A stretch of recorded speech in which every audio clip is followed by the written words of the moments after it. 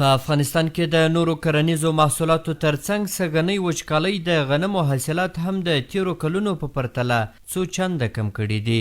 لوګري او بزګران وایي چې د سږ کال وچکالیو او په هیواد کې وروستیو سیلابونو یې غنمو ته درانه زیانونه اړولي دي.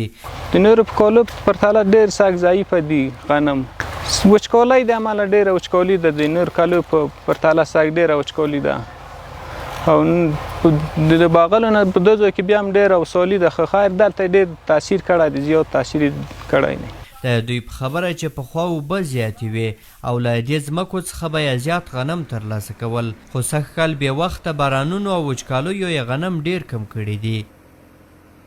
هغه وخت چې اوبه زیاتې وې په دو فصل کې د خورا پټای نه لیدل او رشکا غنم هر څه به کېدل. حتی په دو فصل کې زه درته ویلم په دو کې لکه د کندوز شولې کرل کېدلې، د کاریزه اوبه بیخي بېواره به یعنې لګېدلې وره، د شولو ته بېواره اوبه پکار دي که نه. هغه وخت نو ذاتي غنم هم وره نه ځایېدل، د خلکو به غالۍ د غنمو نه پوره وي، حتی خرڅول به. اوس خو نو د خرڅ بیخي نشته دي، پوه شولې، خپل یې هم نه پوره کوي، په کاته ټولو هغه واښه په لاس ورشي، پوه شولې. دا د ما په یادون درته غږیم. که څه هم چې بزګران او لوګري له خپلو حاصلاتو څخه خوښ نه دي، خو په هیواد کې د سولې راتګ ته بیا خوشحاله دي او وایي چې پخوا یې دا ځمکې ټولې شاړې پاته وې او د جګړو له کبله یې ورباندې کښت نه شو کولی. داسې جګړې وې دلته موږ لاو نه شوی کوی، دغه مځکې دې موږ شاړې وې، دلته موږ ژوند نه شوی کوی.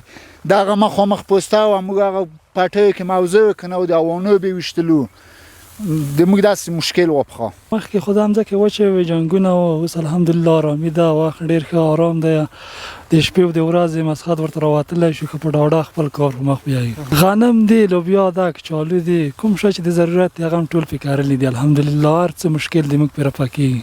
لو په ټولو کارونو کې یو سخت کار بلل کېږي او په افغانستان کې اوس هم په زیاتره سیمو کې له ماشینرۍ څخه د غنمو په ریبلو کې ګټه نه اخیستل کېږي او په سنتي ډول سره ترسره کېږي. لو په وچکالۍ ډېر تاثیر کړی باندې ده. لو سخت دی، د غنمو لو ډېر سخت دی. ماشین دا پیټي خو مځکې واړې واړې دي، ټوټه ده، په دوی کې ماشین نه ګرځي.